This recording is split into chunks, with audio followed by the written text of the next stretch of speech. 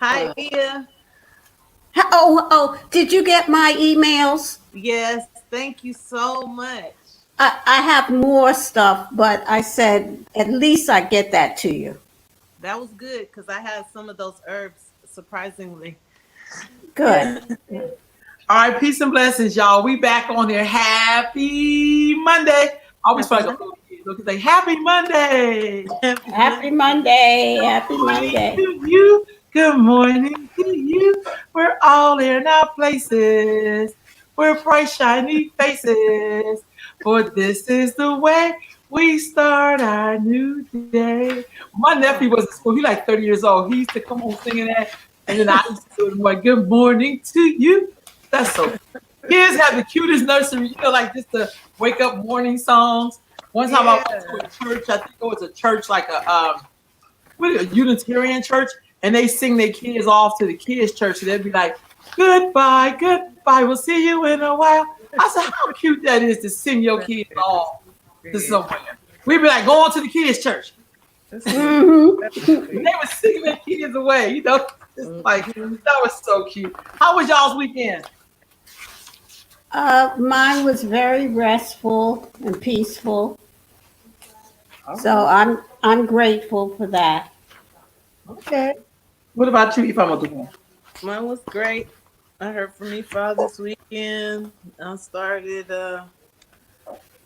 some rituals in the house, so all is well. It's a very good weekend. I started my garden. Yeah. Then went out there and got it in and planted some stuff and moved some stuff. I finished some more of my stone spirits, if you would call them, and I did one for the Orisha who was over the gardening and agriculture and stuff like that. Like so I'm feeling really good. I'm feeling Yeah. really good. Getting a lot of work done. And still watching documentaries and still getting the work done. So it was great for me. And I had a chance to hang out with my queen sister over here. Yeah. Um, We had yeah, some good hanging this weekend. but that was awesome. Because we got a chance to like just vibe and lines out the store. Everywhere we went, there were lines, Home Depot lines. It was just like, okay, yeah, I meant to go in there because I don't want to do all these lines. Um, But it was awesome. It was really good. And my sister had a birthday party. So, Oh, black folks, yeah. How's that? we definitely, toned, she turned 45. So, Okay. and I thought I was being funny, like, you turning 45. And she was like, yeah, I said, you really turning 45? I thought she was 43. But so it was great. Black folks, we going to live in love no matter where we at, what time frame we in. We going to get it in. But what I wanted to ask you all is, how do you feel when people come to the tradition for the glory, for the rewards, but not for the work and the struggle? How do y'all feel about that when people come to the tradition? All. Well, I'm always uplifted and happy when people come to the tradition. And I think once they get there, then they're able to witness, depending, of course, on, well, it doesn't matter what the elay is. You get to witness that this is not magic per se, magic as in the Western way of speaking, because every day when we wake up and open our eyes, that's magical to me. But the tradition is not there for us to get a job, a particular job, or snag a particular man or woman, or all of the get money. Or that's not what it's there for. It's there for us to build. It's the foundation of why we reincarnated, and that is to to build sweet and gentle and good character. And by doing that, we help ourselves. And all of those in our soul family, by the way, to elevate or to evolve or to go, if it's in simple language, to go to the next level in our spiritualness. And that's what we are, spiritual beings. So we get to go to the next level through having this experience. And the tradition is, for some of us, the tradition is the pathway, the way that we get there, the road to evolution. Everybody is not meant to be on that same path. Some of us are meant to go on the path of Wudang. Some of us are meant to go on the path of Kemetic science. Some of us are meant to go on the path of Christianity or Islam or whatever those things are that work for you. But if you come to the tradition, and I would put all African spiritual traditions in the same calabash. If you come to build good character and gentle character and to evolve as a spiritual being. So that means that you have certain responsibilities. And you must take those responsibilities as well as the rights and privileges that you receive by being a part of the tradition. What about you, EMO? What Ia Colette said? No. It's mixed feelings, right? Because that's how the benefits of doing ritual a lot of times draw people in. It's a lot of times what you heard from somebody, their experience, or what you see with your own eyes, people's lives evolving or whatever. And a lot of people want in on that, especially if it means that they can be connected to their culture and their ancestors. The other part of it is relationship. If we are interacting with spiritual entities, then we need to build those relationships just like we would build relationships with a person. You wouldn't just walk up to somebody that you don't know just because you heard that they do nice things for their friends and be like, hey, so I heard you gave your friend $100. Can I get $100 too? We don't do that. So we shouldn't, at the very least, we should respond to spirit with the same graces that we would give another person. And then for those who don't give people graces, we still have to build those relationships. That's the most important part of it.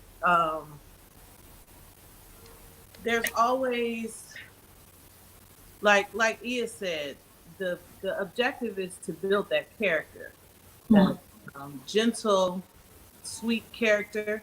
And what I think people don't understand is once you do the work that is required to build yourself up to the person that you came here to be, that all the stuff that you're supposed to have is gonna just be drawn to you.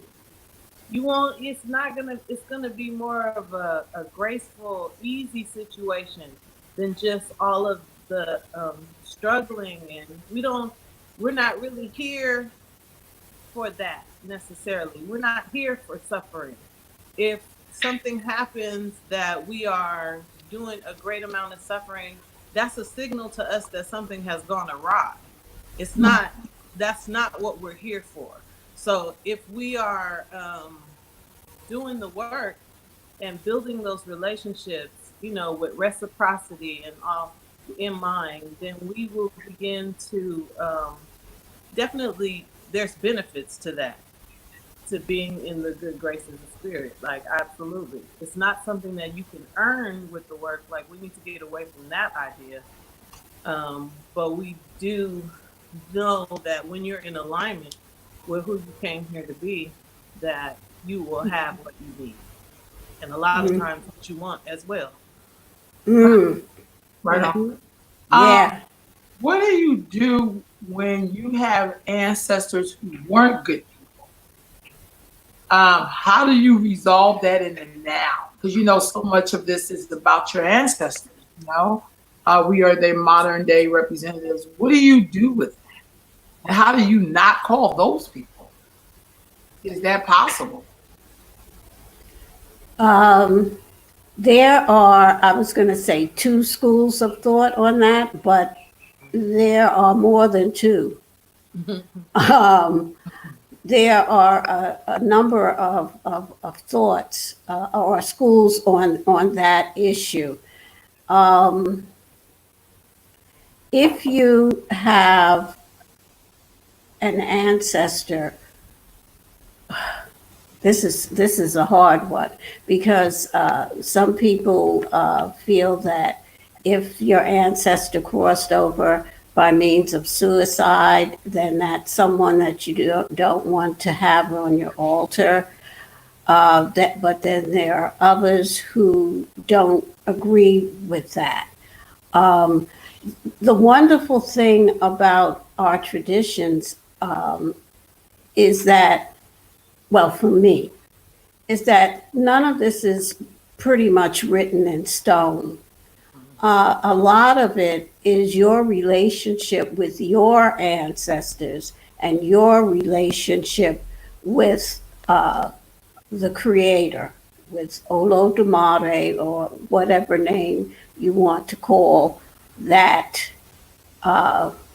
entity, that being, that energy that is so far beyond what we can fathom that we just gave it the name God, but it's so much more than that. So, this question, Eva Madukwe, help me. Yes, ma'am. I can tell you what I do All because right. I have some there are some people in my bloodline who have abused other people in my bloodline,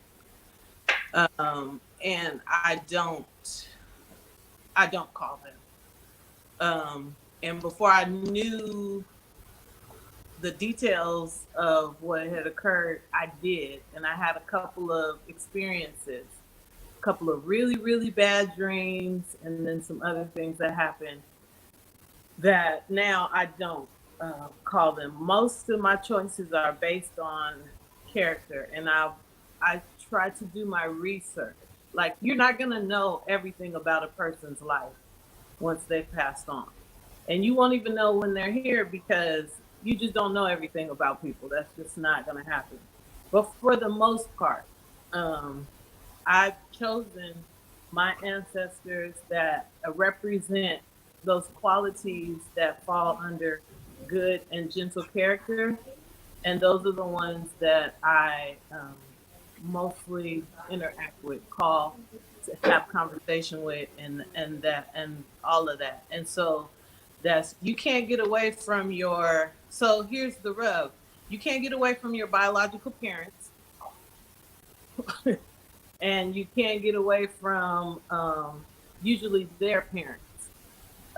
But there are special cases because sometimes you can be calling somebody at your ancestor's shrine and create a situation that you got to do some work to get out of because depending on where that person has fallen, like if you think about it, it's a lot of the same energy with the elevation without the limitation of the body, right? So they don't have the concerns that we do because a lot of our concerns revolve around our humanity. They don't have those concerns.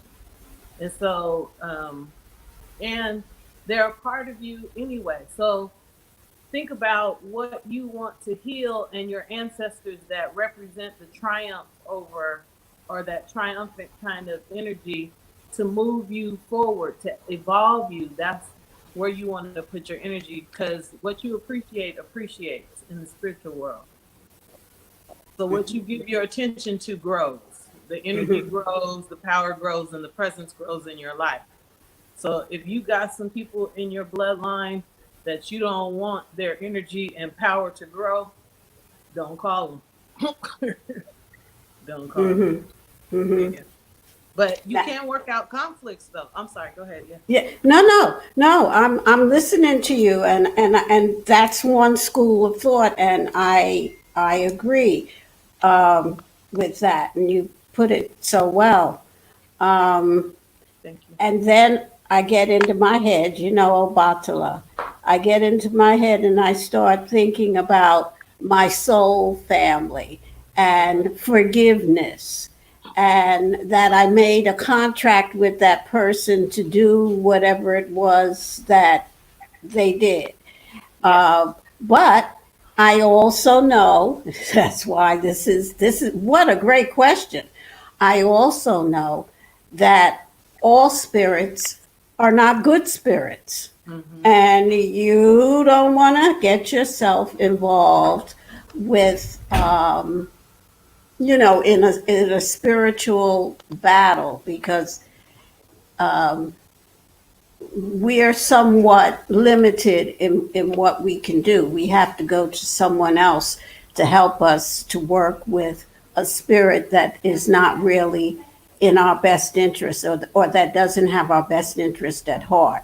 You have to be, that's why this is an oral tradition, and it is important for you to have those people around you, your godparents, but also the other people around you who can direct you and lead you and assist you as you take your walk through life. Because yes, there are spirits that are not good. Yeah. But I cut you off. What were you going to say? I was gonna say that there are some conflicts that can be resolved through ego and work.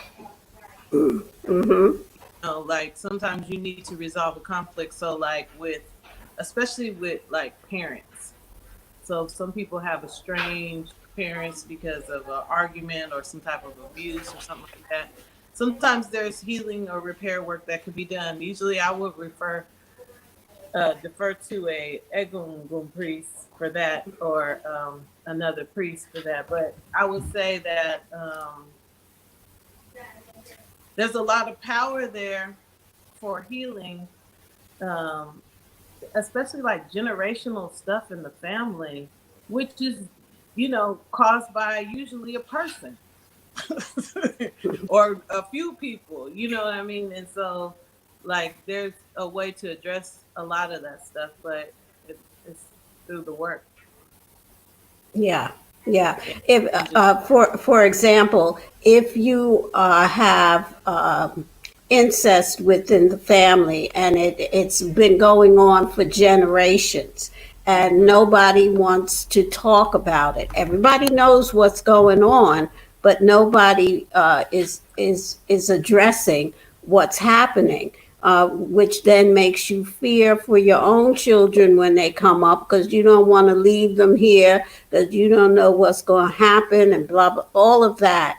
The great thing about the tradition, one of the many great things, is that you can get work done that will help you navigate through that. And it may be that you are the soul, the spirit that has reincarnated to take care of, or bring an end to this generational trauma that is hurting the whole family, because we're as sick as our secrets. Wow, we are as sick as our secret. I gotta write that down. Yeah, that's heavy. That's heavy. We are. It's very freeing when you can get that off of your mind, your heart, and your spirit. And the tradition, in many instances, gives us that gift. of getting rid of that, um, of addressing it. Uh, Getting rid of it is one thing, but the first step is to address it. And I have found that it's really important to verbalize it. You know, when we speak, that's vibrations. To verbalize it, at least to begin to regurgitate it, to get it up out of us and out of our mouths.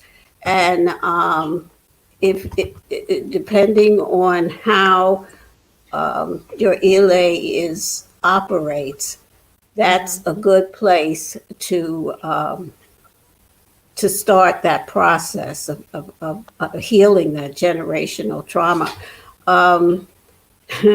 Yeah, because the tradition goes back centuries and centuries, and we don't know where that trauma started. Yeah, what's the root of it? Sometimes that root is ancient, and the perpetrator or whoever was involved with it is still that energy still exists, that spiritual energy, and to get in touch with that, you need help. Yeah, you need to sit on the mat. You need to be in touch with the Orisha or with Ifa. You need or Rumala. You need that help, and it can take years. So you have to be patient, and you have to be dedicated to doing the work, and you have to be strong, and you have to be willing to look at the dirt and the nastiness and all of that is hidden within our lineages. And another piece that's so very important for us as Black people, African descendant people, we have to remember, I say African descendant people, because each of us, for the most part, each of us has some white blood in us. I don't have to disagree with you with that, Ia, because I think that's giving white people too much power. I'm not giving them power. And not to no disrespect, but I feel like that's a part I understand. Powerful. White people did not mix with everybody, so we have to really stop pushing that line. I have met people who are not mixed with white people in the United States, in the Deep South. So we can't erase them at the expense of trying to include another group of people who may be mixed. That's a pet peeve of mine, because I think when we do that, I know. That's why I don't see pitch black people in this a lot. That's because there may not be a place for them. I know what you're saying. I know what you're saying, and I know how you feel about that. Believe me, I know. But I say that because I think as Black people, we feel that that's all we are. And for some of us, that may be true.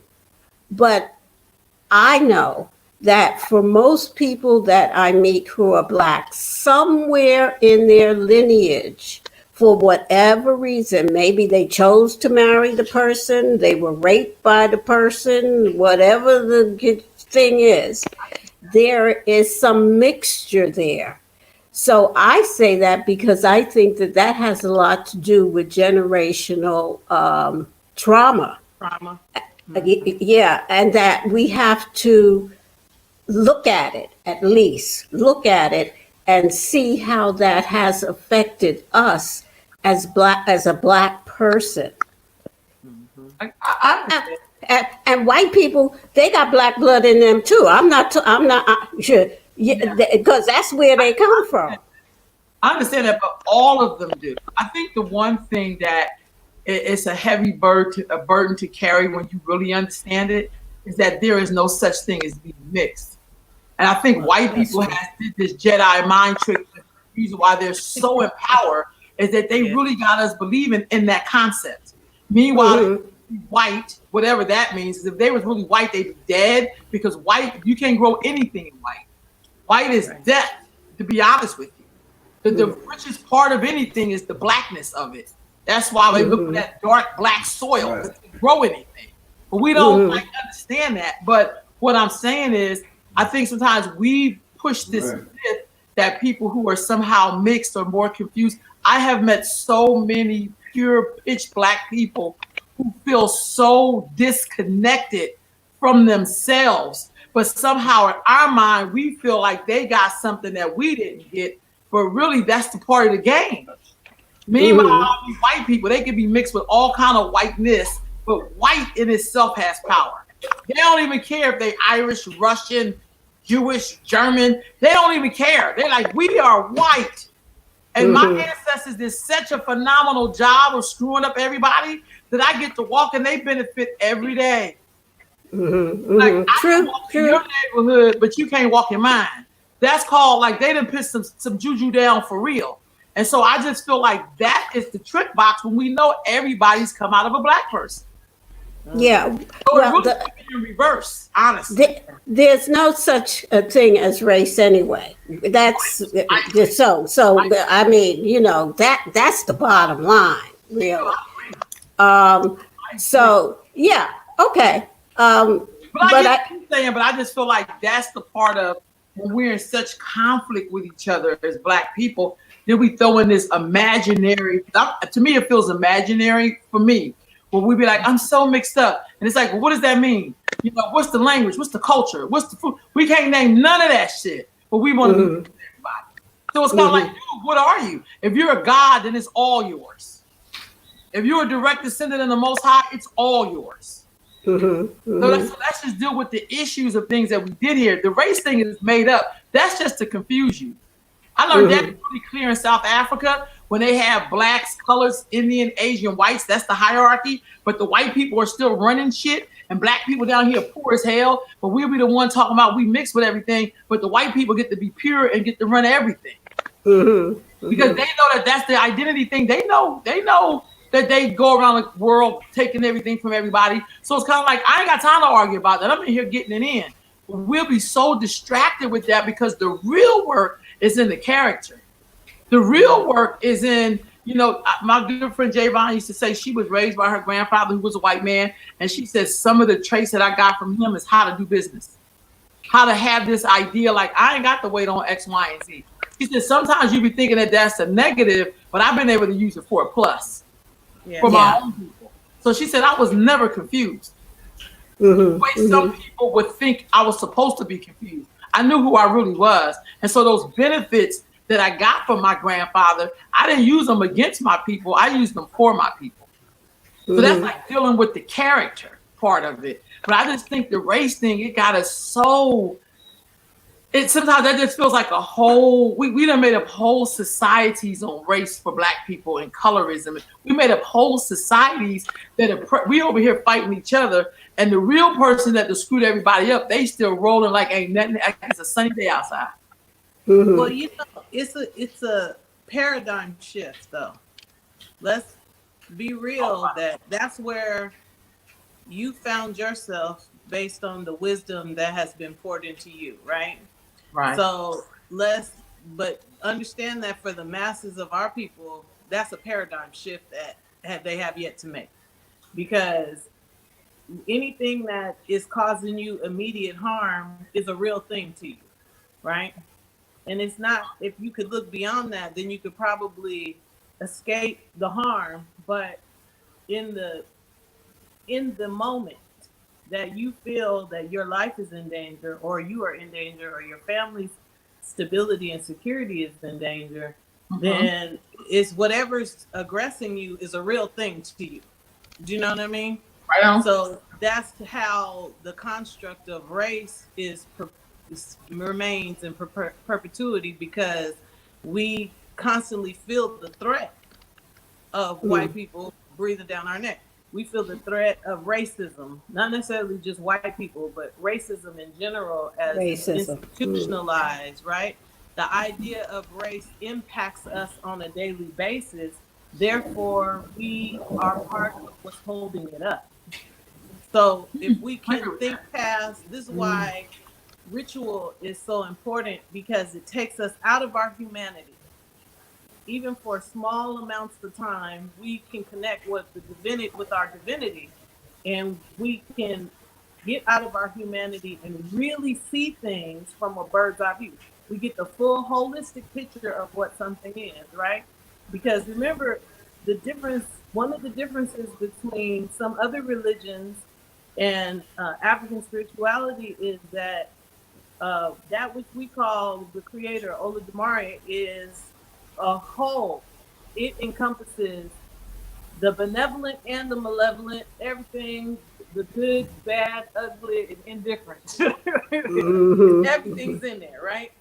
So when you're dealing with spirit, you're not just dealing with the rosy, flowery part of things. You're also dealing with, like Ia said, you have to be willing to get down in the dirt and be honest and see those things that are not pleasant to the eye and hear those things that hurt and deal with the things that are killing us, but not from humanity, right? So if you go, and this is why we say priesthood ain't for everybody, because if you can't make that shift, you're going to be constantly fighting shadows. And there are a lot of people who thirsting for the power, like we started the conversation out talking about people who want the rewards of the tradition without building those relationships, right? Without working with their character. They want no responsibility. They just want houses, women and men, mates, money, all the stuff. They don't want to really be dealing with, but so this is an inclination that shows a lack of spiritual maturity. And you have to be willing to evolve into who you came here to be. So working closely, you know, the way that practitioners do, you have to be able to see that you're dealing with both sides of the coin. You You're know, not just getting the happy part. You know what I mean? We we like to focus on light spirits, but even light spirits have Dark side. take actions that, like there's a parable that says even water kills. Water does everything. It nourishes, it feeds, it kills, it drowns, it strangles. You know what I mean? It does all those things. And so you when you look at it like that, it's a whole different situation. But that's the shift that we, as the descendants of African people or Africans practicing the tradition, we have to make that shift in order to be able to ascend beyond the squabbles of humanity, right? right And on. that's a big thing. That is a huge thing to even be having the conversation, to teach, and for that idea to soak in. It's worth contemplating on a serious level if you have any attraction to this tradition, because even when we talk about ancestry and acknowledging those ancestors that are um, maybe didn't have good character on earth, then this is another way that we have to look at this issue from a holistic viewpoint and then choose the action that's appropriate at any time, right? There may come a time that you have to call those ancestors that did dirt to the people in your family in order to heal that, right?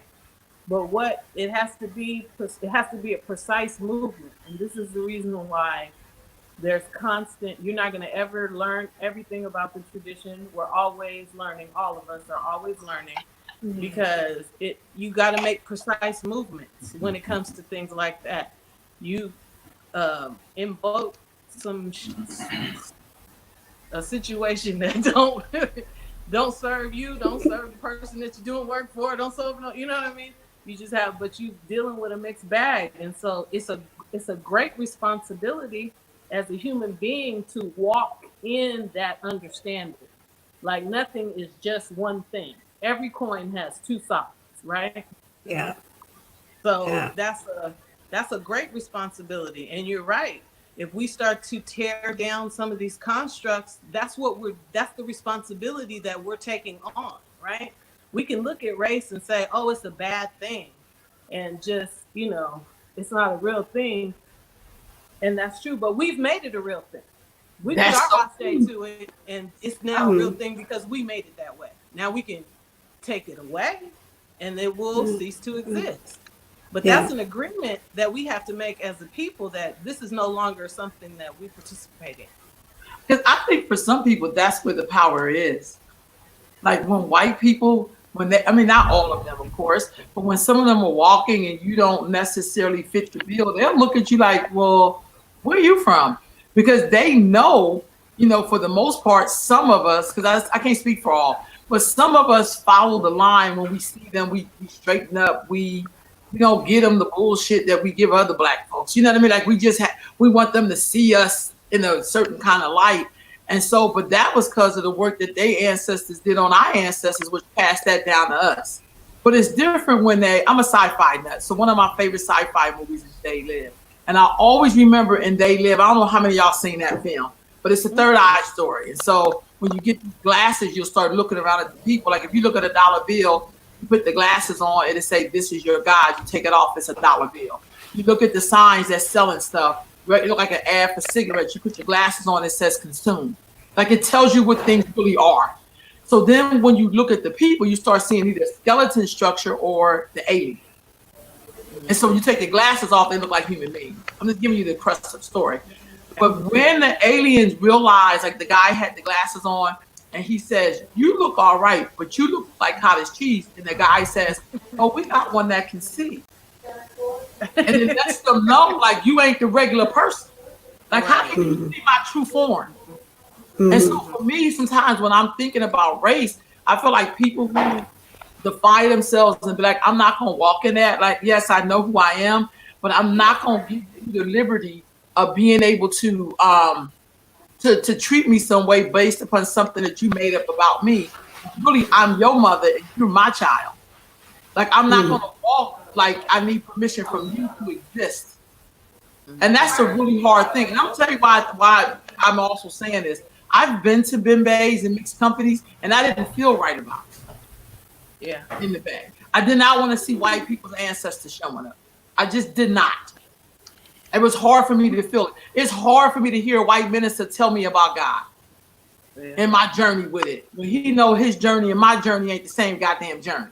Right. That all he has to do is just walk in the bank and he can get a fair chance at getting a loan. And for me, I got to come in there with a certain character to even even though I may not even get this thing, I think it's hard for me to see anything, or even watching a documentary and them telling us that we're all the same people. And you're like, look at you, look at me. Our skin don't even look the same. So how can we really be from the same person? Unless there's something you have that I don't have. And it's that obvious. And I think that I just say white people did the best Jedi mind trick because they got us so into this. I've never met white people be like, you're light white, you're brown white, you're dark white. I've never seen white people do that. I've heard them say red hair, brunette, and blonde. But if you want to get ahead and if you think blonde was in, just dye your hair blonde. It don't work like that when you're Black. I don't care what Harvard school you went to in the English that you learned to speak. Like it's just, come on. So I just feel like in the spirit world, how do we deal with that when we know once you enter the spirit world, you become spirit. Your race ain't even got nothing to do with it. But your character does. Yeah. Go ahead. Okay, go ahead. Yeah, but hallelujah. Yes, I agree. However, what is holding that generational trauma may have rooted itself. Let's say, for example, I hate to use this example, but it's what comes to mind, may have rooted itself in our experience coming across the Atlantic and being enslaved. That's where our that generational trauma has its roots. we've got to look at it holistically. And if we're going to do that, even doing the ritual work, we have to be aware that race did play a part in it. It was our reality at the time, and it has to be mitigated. It has to be cleaned. We have to clear it. Yeah. We have to clear that off the table so that we can stop taking this through generation and generation and generation. It shows up in so many ways. And Dr. Joy DeGruy, I know you know her work. Yeah. She brought that to the fore. We don't even realize it in a lot of instances that we even have this generational trauma. But once we start opening our eyes more and learning, then we begin to recognize it, and we begin to recognize those traits within ourselves or within our family members that are a result of the trauma. That, I mean, just the way we, one of her examples was how we look at our children when they're doing well in school. And we'll have one mother sitting, the white mother or whoever, whatever she was, white, whatever color, and sitting there and very happy about her son and saying, oh, and your son has done so well and blah, blah. And the mother's saying, he's not. But that comes from our enslavement when we were trying to protect our sons. By saying, oh, he ain't nothing. He don't know how to do that. He's stupid. He's this, he's that. And still, in many instances, we say that to our children, that and we don't even realize that we're doing it, that they're not smart or they're not good enough or so many children have heard, you're not going to amount to anything. Or the other thing that we say, you're just like your father. That's one of the saddest things, worst things we can say, because how could you say that to a child? That starts trauma right there. Yeah. And so we have this over generations, and the tradition can help us with that. It can help us to pinpoint what happened and to use the powers of the Orisha and our ancestors to look at it and look at it in truth and transparency, not try to gloss over it, and work our way through it. That's it. That makes sense to me. Yeah, it really does. I think one of the things I come to see is that sometimes when we act like so-called mixed people are so confused, I just met too many pitch black people who were too. And for some reason, we be up there putting the mask on the mixed person and making space for them.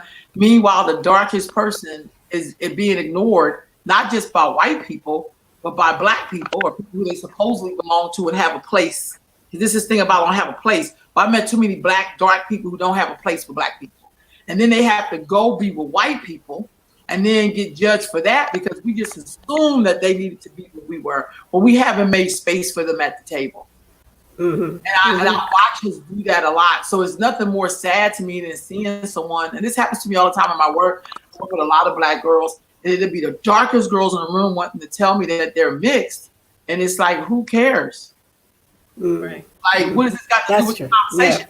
Because they're watching the person who is so-called mixed receive all of these accolades for their white attributes that we think we're seeing. And then the other person wants to be a part of that because black folks, we talk like that. We say we say fair skin. We pull out all these things and be like, I'm not quite like you. I'm a little different. My mom's white. Or, we have some way of being like, I'm not really with you. Well, it's the discussion. Until some shit hit the fan, then it's like, we got to be together. It's like, wait a minute. Wasn't we like this a minute ago? I'm just saying. So that's one of those struggles. But sometimes I see that in and sometimes African spirituality, I see that. Yes. A white girl can come and move to the head of the class. You be like, wait, did she just walk in the damn door? Oh my goodness. Go ahead, Yeah. Bubba, Yeah. say something. But African, I have to get to the African spirituality, and the people who are in it are no different than the people who are in the Christian, the AME church. So we bring all our shit with us, our Yeah. stuff. That's true. Yeah.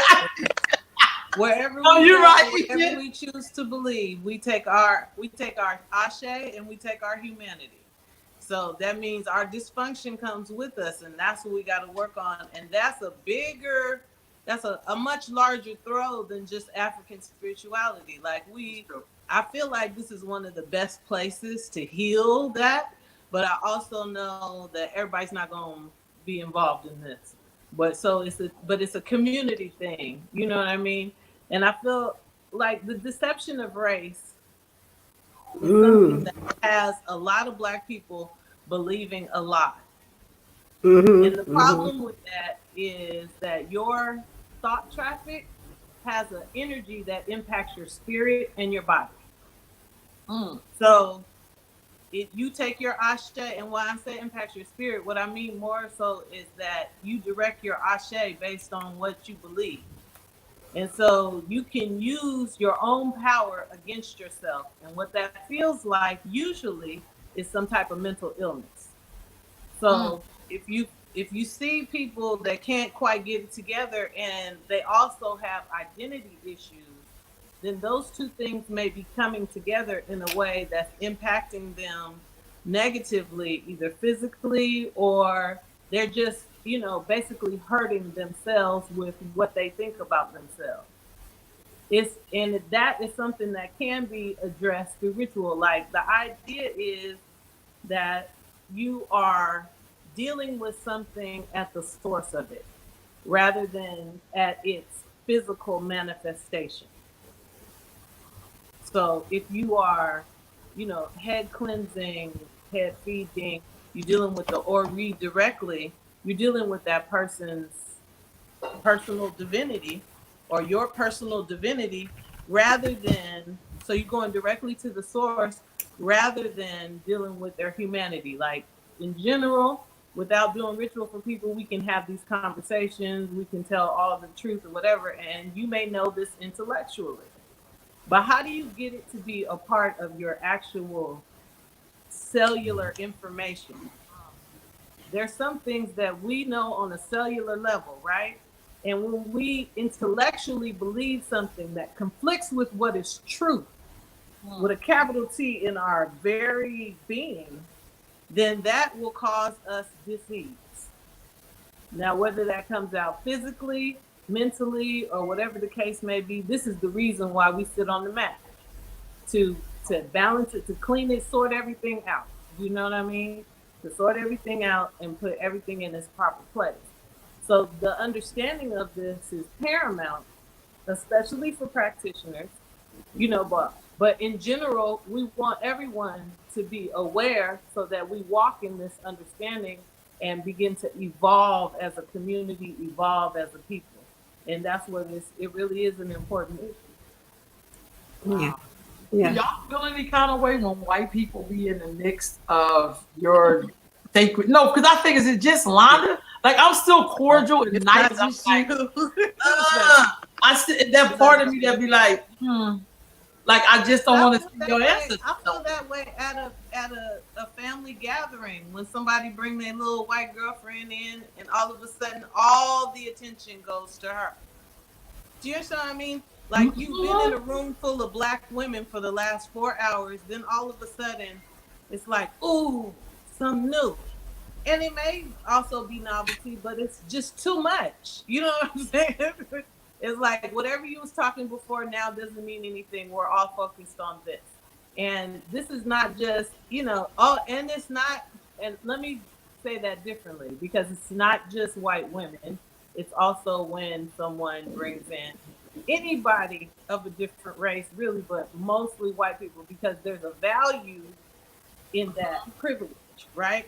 So you think if you got somebody in your family who's connected to that privilege, that all of a sudden things are going to be better. But that's not a real thing. That is a construct.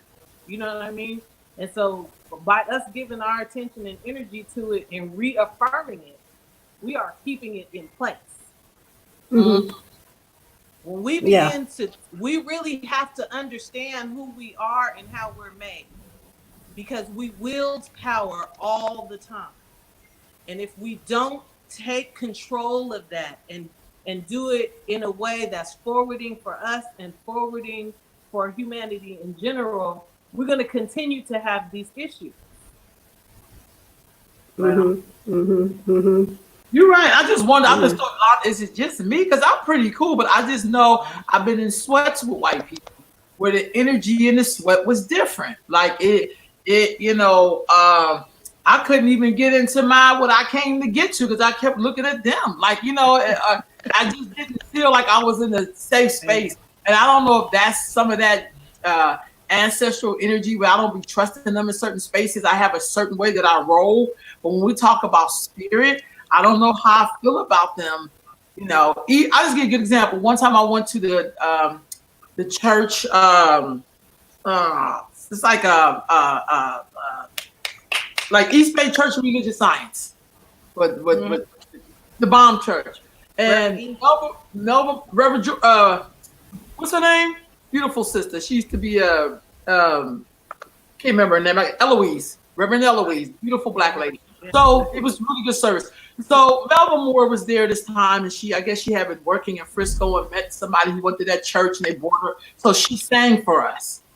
When I tell you that she hit some notes that made all the black people in the church, all the black people, we stood to our feet and we was just like, how we get the, and at this time, Mike's with me, he was white. So he was sitting there like, what just happened? What turned on in all the black people that didn't turn on in the white people? Because if the church is pretty mixed up. But for something with the black folks, when she hit certain notes, we all jumped to our feet, started waving our hands, started like talking back to her, like.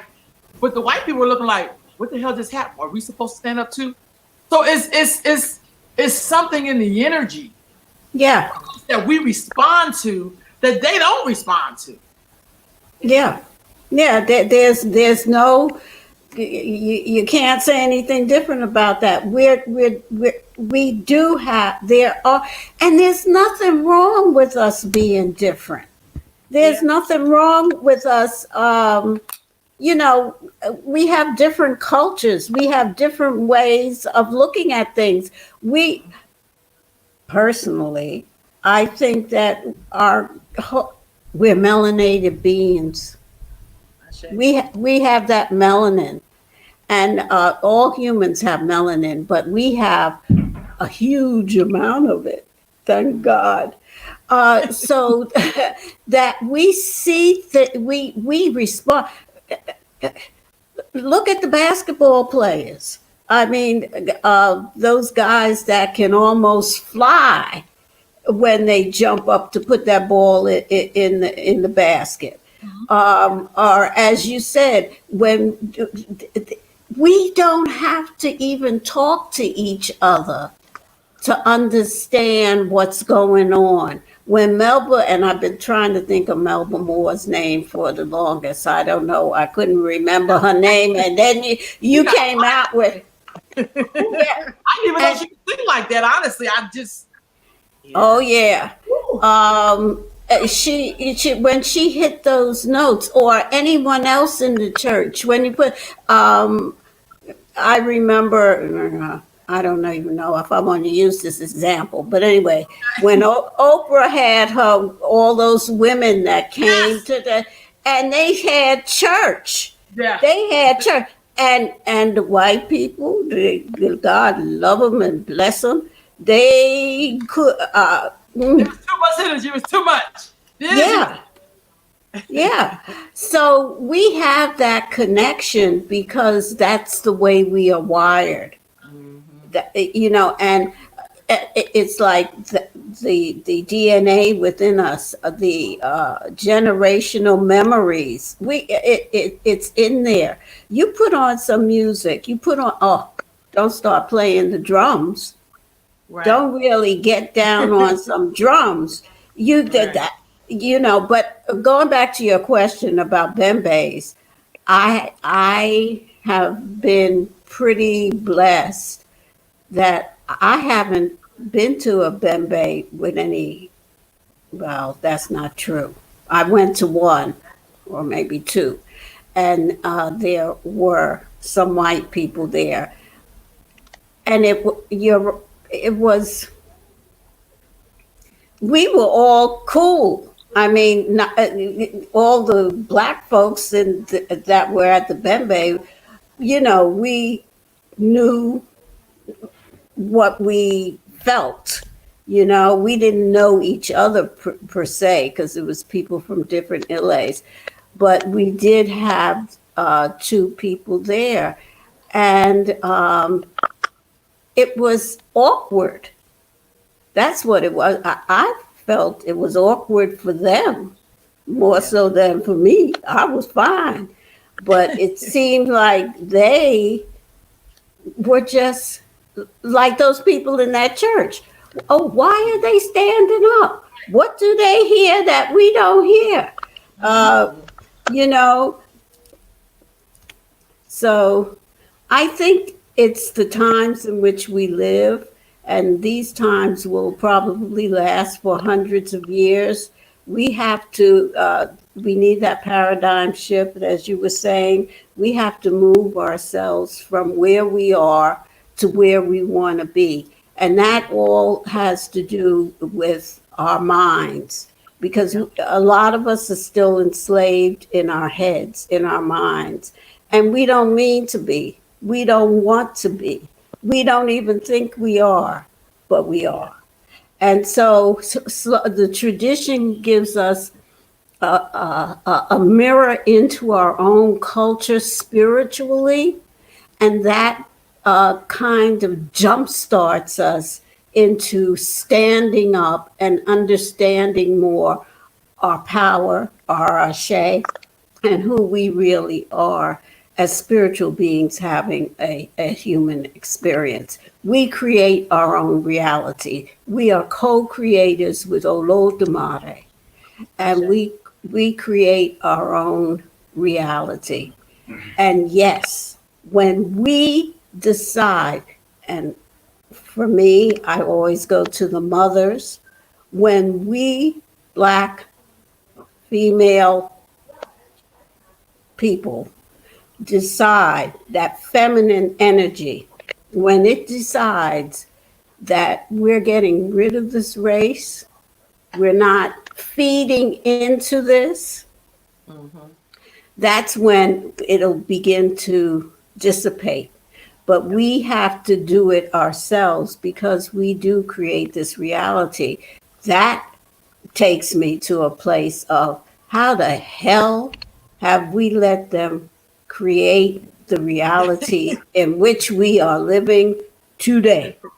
That's witchcraft. Yeah, you better say that. I can example. That's what witchcraft is, basically. Yeah. It's an illusion that draws you in and has you believe in a bunch of lies. And that's what has occurred. And until we walk ourselves back out of it, like this is true of everything that we're involved in that doesn't work for us. The minute we decide we're not participating anymore, it's going to fall apart. That's all we have to do is say, you know what, this is not for us. It's not working for us. So unless these changes take place, we're out of here.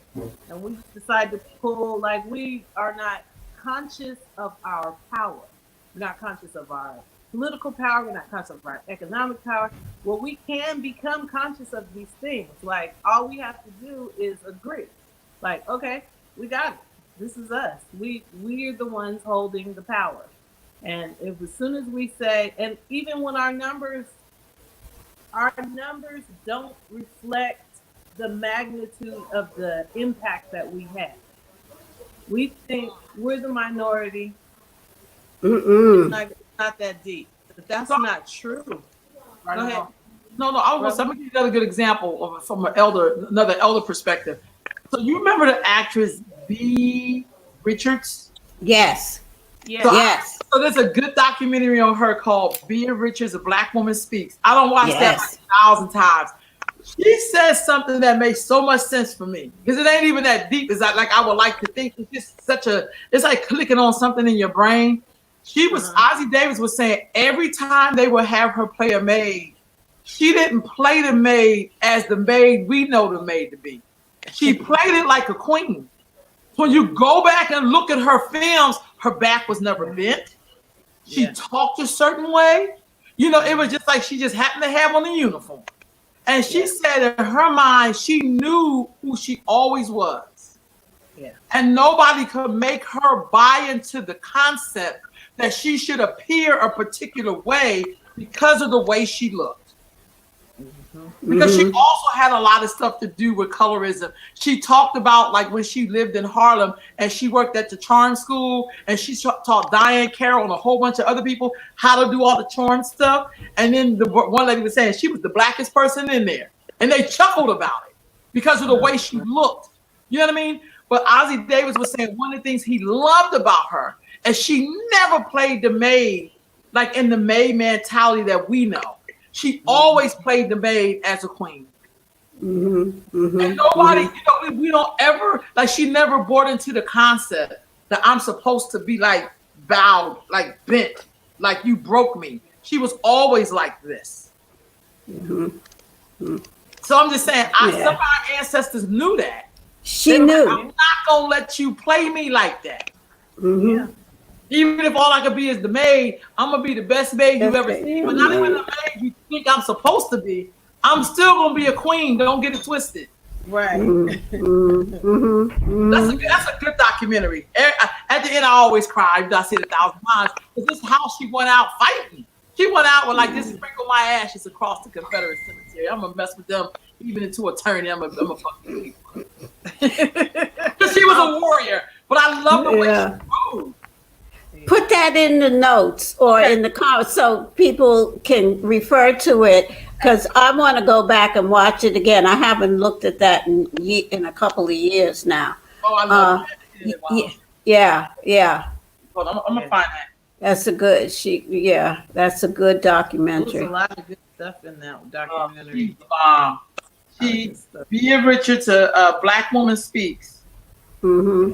And man, I just love the way she would, you know, that's the bomb documentary. That's all I can say. If you're sitting at home and want to watch something, because everybody says, what should I watch with my kids? Watch that stuff. That's why sometimes I feel like it was hard for me to participate in some kind of foolery because I knew when she said like, I knew who my people were. I knew we may not have known the name, but I knew we were from something special, even though they were, because she grew up in Mississippi. She's from Vicksburg. She says, so even though I grew up in all of this surroundings and stuff, I knew something different about me. It was about my dad, about my mom, about how we were as a people. You know, and I keep putting my head back like this because it wasn't this, it was this. Yeah. I think there were a lot of people like that, though. I think there were more than we give credit to. In fact, when I think about the bus, was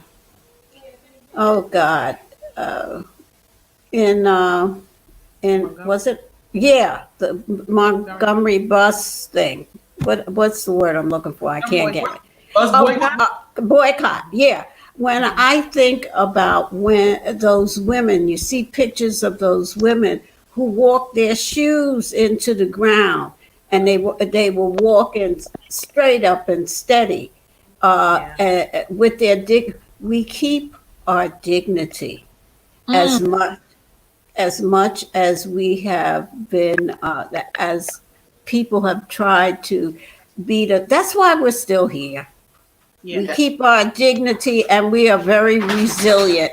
And that goes back to that melanin.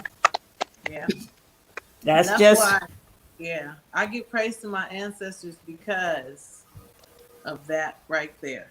Because regardless of the terror that has been rained down on African people in this country, they still were just determined to move forward, determined to have a life, determined to stand up. And that's a lot because, right now, a lot of people are frightened. They, some people are choosing not to associate with their fear, but a lot of people are scared right now. Like, we're locked in our houses because there's a disease. Um, and we're pretty clear that it's real, but it's not natural. So the thing about that is, this is another time when we have to choose who we're going to be in the face of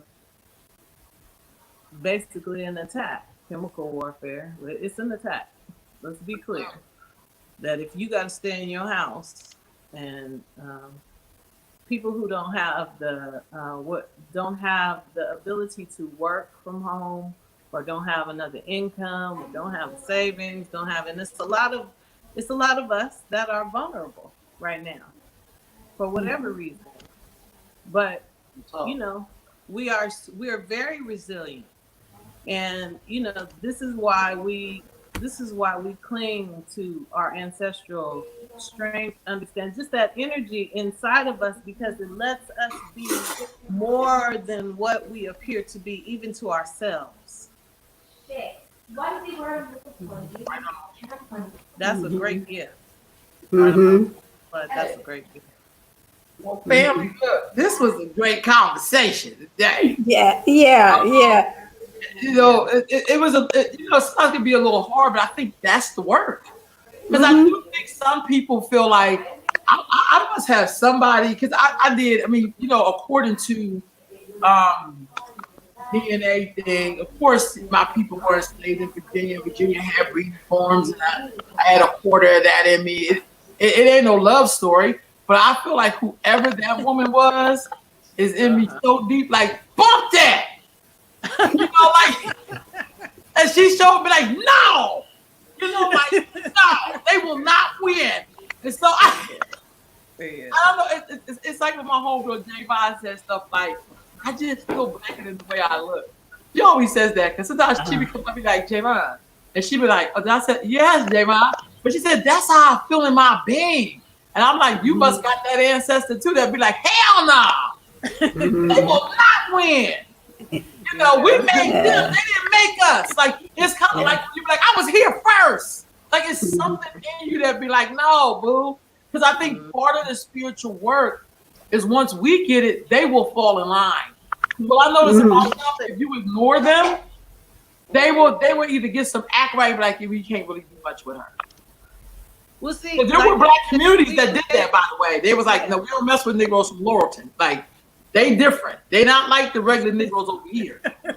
No, for real, like during true communities that they didn't mess with. They had to come up with a different kind of plan with them because they was like, no. Yeah. And I remember Mount Laurel. I remember seeing a documentary where they said, oh, no, that ain't no Negro. That's the man from Mount Laurel. Yeah. This was somewhere in the South. And there were black communities that was about their business. And they wasn't going for it. And I feel like that's what's in the DNA. And that's why I think the spiritual work, part of it is that we have to check that part of the character from those ancestors to be like, you don't get to come in here and do that, player. Have a seat at the table with the rest of us. I'm going to feed you, but you don't get to run shit up in here. Yeah. That's how I be feeling. And that's how I feel. White, they come in, it's like, we say, I don't know about y'all, I've been in the sweat before with some white people. And you know how you do your prayer in the sweat, it's hot as hell in there. You're concentrating on your prayer. White person, grandmother sky, or father, and I'm like, dude, say this prayer. Why you romanticizing? We know you studied with these people. Just say your prayer and keep it pushing. There's a lot of us in here. I wish the question was on the line because she was with me. When you get the sweat with them, like, we got on our little t-shirts and they want to get in there naked. No, this is not the Caucasus. Where's your t-shirt and shorts or a skirt? Like, you can't be in there naked. We ain't in the caves. You got to put some clothes on with us. Plus, I don't want to smell you. So I'm just saying, like, it has to be really clear, because I feel like that's their ancestors showing up like we running this. No, you're not. You're participating. You're investing here. Yeah. Ooh, they act like, I'm telling you, they want to be a lamp pole, so they be outside with a lamp, and one of us will come and act like they're a lamp pole. That's how crazy this shit is. But you know, Ro, that we have to have that part of the conversation in the house, in the room. That part of the conversation always, it's like, remember this. Don't get it twisted. Know about this. Know that this ancestor is here. This ancestor that said we're not accepting that. We ain't taking this. You always have to have that person that brings you back to that memory. And that's the wonderful thing about having these conversations, is that everybody brings their gift to the table, and it makes the meal that more sumptuous. Yes. Because I definitely think, I know we're all family, but sometimes you have to say to them, like, family means you have to wait your turn. Everybody's going to get served, and you don't go. I'm telling you, I've been in places in South Carolina where a white person will not stand behind you. They will come and stand next to you, and then they get, hello, I've been here. Yeah. That mentality. Sometimes I've seen that show up in so-called sacred space. I'd be like, y'all got me, y'all gonna make me turn into an N up in here. I'm not doing it. I don't want to have to be on guard in sacred space. Yeah. I don't want to do that. That's one of my big beefs. I feel you. That's one of my big beefs, is that it's very, in spiritual community, it is Tiring. very unsettling to be the person that has to defend your ground. My mother told me one of the most important things that she's told me in my life. She said, cover the ground you stand on. That means I have to know who I am, what I'm up to. And then I can't let nobody just push me off my spot. You know what I mean? You gotta cover the ground you stand on. And then we need to be doing that. But it's so, like, the vulnerability that you want to take into a sacred space, if somebody is in there pushing you around, like, then it changes the whole feeling. It changes the whole tone. And that may be what's throwing you off, because when you get aggressed in any kind of way, like, this is an experience that not a lot of people, some people don't have it. You know what I mean? In general, nobody tries to intimidate white men in spiritual spaces. No. They just let them be just like they do everywhere else. But like Ia said, these are the same people, just a different setting. Same people, different setting. So they're going to do the same things that they've been doing. And then we have to take our same ways of being into these spaces. But I don't want to fight when I'm trying to pray. I'm going to just keep it real. I don't want to fight when I'm trying to pray. And that has caused me to distance myself from a lot of spaces. Because if I got to fight to be a woman, if I got to fight to be a black woman, you know what I mean, then that's just too much. But I'm trying to pray here. You know what I'm saying? I'm not trying to go heads up with you. I'm trying to pray. This is where I'm recharging myself. I don't want to have to turn around and slap the shit out of you because you got off of your square. Like, let's just respect each other's spaces. And so, yeah, that's why people choose structure sometimes over substance. With that, when you were talking about, wow, it's just something about being in space, and when they show up, you can feel the whole energy shift. I've seen that before. Yeah. Like, why? I go in their spaces, they don't change for me. Yeah. But if you are suffered a great loss of power at the hands of, personally and ancestrally, if it still impacts you, then when that same presence walks in, you feel some kind of way. Mm. You feel some kind. It's like being in a room with the man who raped you. You Mm. don't want to, and you sure can't expect me to focus on what I'm doing while this person is here. Like, we need a break sometime. I'm just keeping it real. We just need a break sometime. You don't need to come everywhere I'm at. Yeah. Yeah. Yeah. I'm saying, and if you do come, then you need to come humbly. This is my space. You know what I'm saying? Then no. Yeah, I feel you 100%. This is a great conversation. Yes. Mm-hmm. I love y'all. I love these conversations because it's like Me too. I get to get the wisdom in the conversation, and that's conversations you would be having in your house. Like I always say, I grew up with elders where they would be talking about everything, and I'll be sitting right there soaking in, and I'll get like a question or two in, you know. But for the most part, I will be listening, and I feel like sometimes we miss that. We miss that ability to be able to have those hard conversations or talk about things that aren't popular because people are worried about how they gonna be feeling. Yes. Or you don't want to Yes. make the person feel bad, but it's like if we don't answer these things, we all gonna be doing bad. Mm-hmm. You don't make it go away because this your favorite cousin. Like it's no. You know, Yeah. what do we do with people who, that we have to keep whispering about? Like, why are we whispering? Like, why can't we? Why do we whisper this person's name? Why we don't say their name out loud? Mm-hmm. I don't know if y'all had that experience, but I have. Yeah. Like, who are we talking about here? Yeah. Thomas? Like, why are we spelling his name? Why are we whispering? Mm-hmm. Mm-hmm. Mm-hmm. Yep. You said we are sick as I see. Well, yeah, that's Mm-hmm. I'm never going to get that one. that's a whole nother hour, honey. So tomorrow we're gonna be joined by another Ia. She gonna jump in on this conversation. So let me wrap this up. That we already like 20 minutes past our hour. So y'all, it was awesome talking with y'all today. Y'all know y'all don't hang up when I get off. I say this all the time. So we will see y'all tomorrow. Peace, family. Bye. Hold on. Hold on.